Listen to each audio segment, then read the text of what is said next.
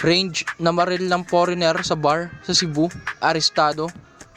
At balita sa nangyari sa binaril at sa kaso ni Range.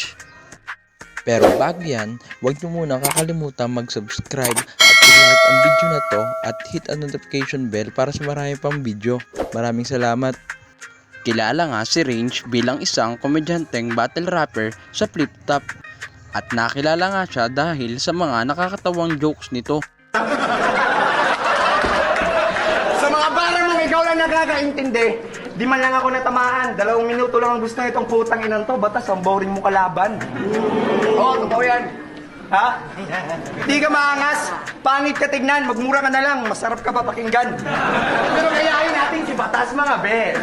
Bahala na si Batas, may stress. Yo, ako'y matagal na ready para sa battle na to. Dins ka, maswerte. Ako, At arestado nga ang rapper na si Range dahil sa pamamaril sa isang bar ng isang foreigner sa Cebu.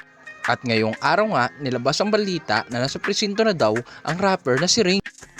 At kitang-kita nga sa video na di umano na maril nga dito ang rapper na si Range. Tara mga tol, panoodin natin ang mga pahayag ng mga pulis at ang video.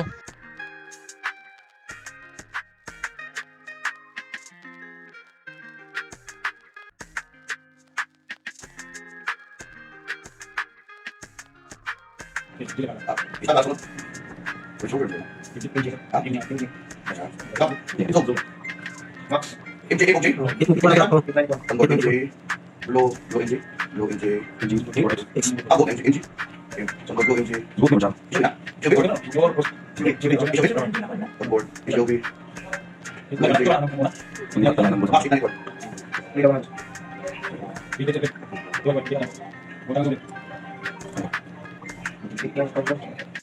Kayo mga tol, ano masasabi nyo? Paki-comment below naman mga opinion nyo. At huwag nyo kakalimutan mag-subscribe at mag-hit ng notification bell para sa maraming video. Maraming salamat!